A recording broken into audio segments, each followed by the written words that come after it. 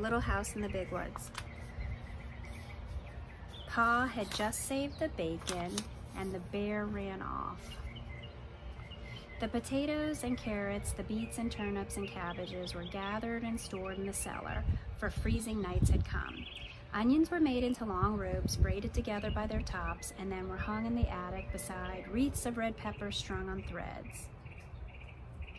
The pumpkins and the squash were piled in orange and yellow and green heaps in the attic's corners.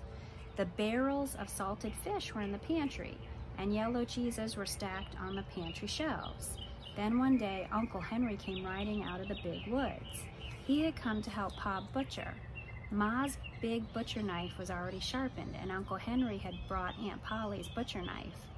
Near the pig pen, Pa and Uncle Henry built a bonfire and heated a great kettle of water over it. When the water was boiling, they went to kill the hog. Then Laura ran and hit her head on the bed and stopped her ears with her fingers so she would not hear the hog squeal. "It doesn't hurt him, Laura," Pa said. "We do it so quickly." But she did not want to hear him squeal. In a minute, she took one finger cautiously out of an ear and listened. The hog had stopped squealing. After that, butchering time was great fun. It was such a busy day with so much to see and do. Uncle Henry and Pa were jolly, and there would be spare ribs for dinner. And Pa had promised Laura and Mary the bladder and the pig's tail. As soon as the hog was dead, Pa and Uncle Henry lifted it up and down in the boiling water till it was well scalded. Then they laid it on a board and scraped it with their knives, and all the bristles came off. After that, they hung the hog in a tree, took out the insides, and left it hanging to cool. When it was cool, they took it down and cut it up. There were hams and shoulders, side meat, and spare ribs and belly. There was the heart and the liver and the tongue, and the head to be made into head cheese, and the dishpan full of bits to be made into sausage. The meat was laid on a board in the back door shed, and every piece was sprinkled with salt. The hams and the shoulders were put to pickle and brine, for they would be smoked, like the venison, in the hollow log. "You can't beat hickory-cured ham," Pa said. He was blowing up the bladder. It made a little white balloon, and he tied the end tight with a string and gave it to Mary and Laura to play with.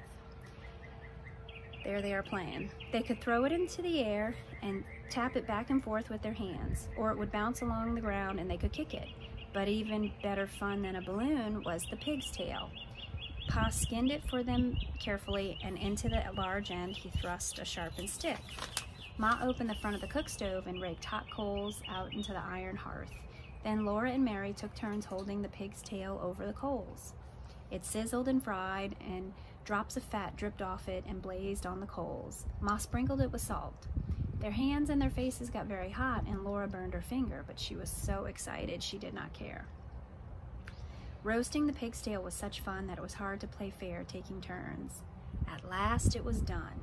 It was nicely browned all over, and how good it smelled. They carried it into the yard to cool it, and even before it was cool enough, they began tasting it and burned their tongues. They ate every little bit of meat off the bones, and then they gave the bones to Jack. And that was the end of the pig's tail. There would not be another one until next year. Uncle Henry went home after dinner, and Pa went away to his work in the big woods. But for Laura and Mary and Ma, butchering time had only begun. There was a great deal for Ma to do, and Laura and Mary helped her.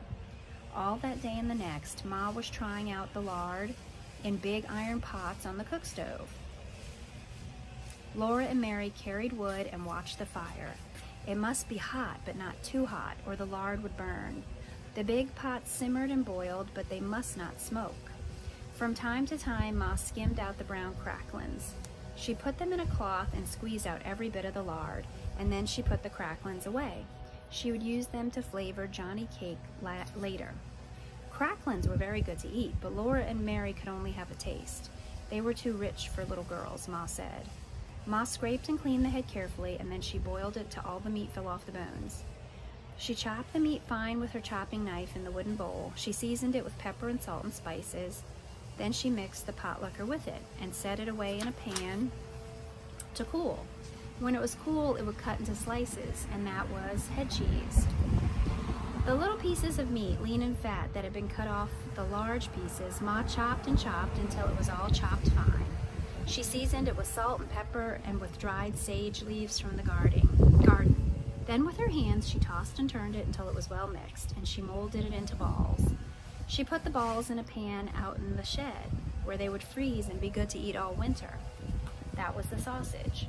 When butchering time was over, there were the sausages and the head cheese, the big jars of lard, and the keg of white salt pork out in the shed, and in the attic hung the smoked ham and shoulders. The little house was fairly bursting with good food stored away for the long winter. The pantry and the shed and the cellar were full, and so was the attic. Excuse me. Laura must play in the house now, for it was cold outdoors and the brown leaves were all falling from the trees. The fire in the cook stove never went out. At night, Pa banked it. So look at them playing. And you see everything hung around them? There's all their different meats wrapped, and then there's onions. They have to save food for the winter. And I think they're sitting, those are pumpkins. At night, Pa banked it with ashes to keep the coals alive till morning. The attic was a lovely place to play. The large, round, colored pumpkins made beautiful chairs and tables. The red peppers and the onions dangled overhead. The hams and the venison hung in their paper wrappings, and all the bunches of dried herbs, the spicy herbs for cooking and the bitter herbs for medicine, gave the place a dusty, spicy smell. Often the wind howled outside with a cold and lonesome sound, but in the attic, Laura and Mary played house with the squashes and the pumpkins, and everything was snug and cozy. Mary was bigger than Laura, and she had a rag doll named Nettie. Laura had only a corn cob wrapped in a handkerchief, but it was a good doll. It was named Susan. It wasn't Susan's fault that she was only a corn cob. Sometimes Mary let Laura hold Nettie, but she did it only when Susan couldn't see. The best times of all were at night. After supper, Pa brought his traps in from the shed to grease them by the fire. He rubbed them bright and greased the hinges of the jaws and the springs of the pans with a feather dipped in bear's grease. Let's see him. There were small traps and middle-sized traps and great bear traps with teeth in their jaws that Pa said would break a man's leg if they shut on it. While he greased the traps, Pa told Laura and Mary little jokes and stories, and afterward he would play his fiddle. The doors and windows were tightly shut, and the cracks of the window frames stuffed with cloth to keep out the cold. But Black Susan, the cat, came and went as she pleased day and night through the swinging door of the cat hole in the bottom of the front door. She always went very quickly so the door would not catch her tail when it fell shut behind her. One night, when Pa was greasing the traps, he watched Black Susan come in, and he said, "There once was a man who had two cats, a big cat and a little cat." Laura and Mary ran to lean on his knees and hear the rest. "He had two cats," Pa repeated, "a big cat and a little cat. So he made a big cat hole in his door for the big cat, and then he made a little cat hole for the little cat." There Pa stopped. "But why couldn't the little cat," Mary began. "Because the big cat wouldn't let it," Laura interrupted. "Laura, that is very rude. You must never interrupt," said Pa. "But I see," he said, "that either one of you has more sense than the man who cut the two cat holes in his door." Then he laid away the traps and he took his fiddle out of its box and he began to play. That was the best time of all. All right, now we're on chapter 2, Winter Days and Winter Nights. I remember, like I said, novels, there's not always illustrations. Young adult novels, just novels in general, grown-up novels. Picture books are amazing because they have an author and an illustrator, but novels, you have to imagine the illustrations, what's happening in your own head. Winter Days and Winter Nights. The first snow came and the bitter cold.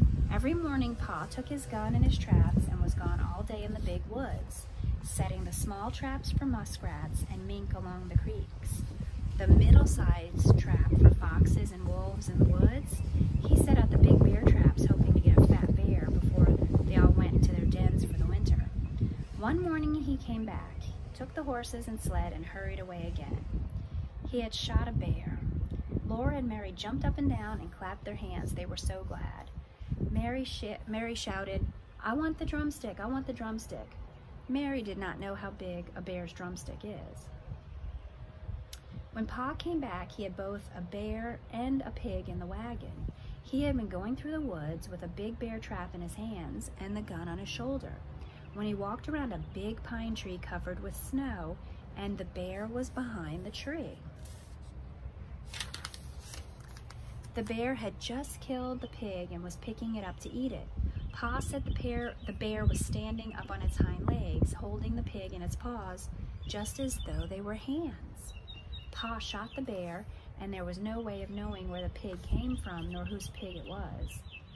"So I just brought home the bacon," Pa said. There was plenty of fresh meat to last for a long time. The days and nights were so cold that the pork in a box and the bear meat hanging in the little shed outside the back door were solidly frozen and did not thaw. When Ma wanted fresh meat for dinner, Pa took the axe and cut off a chunk of frozen bear meat or pork. But the sausage balls or the salt pork or the smoked hams and the venison, Ma could get for herself from the shed or the attic. The snow kept coming till it was drifted and banked against the house. In the mornings, the window panes were covered with frost and beautiful pictures of trees and flowers and fairies. Ma said that Jack Frost came in the night and made the pictures while everyone was asleep.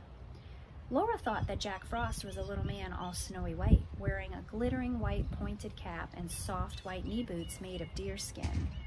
His coat was white and his mittens were white, and he did not carry a gun on his back, but in his hands he had shining, sharp tools with which he carved the pictures.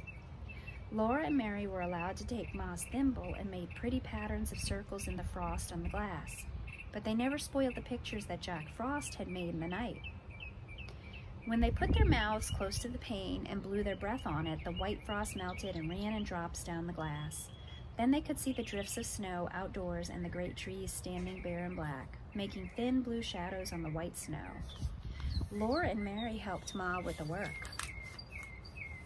Oh, they're little and they're helping their mom with the work. Maybe you guys could help your moms or dads at home with work around the house. Let's see what they did. Every morning there were the dishes to wipe. Mary wiped more of them than Laura because she was bigger, but Laura always wiped carefully her own little cup and plate.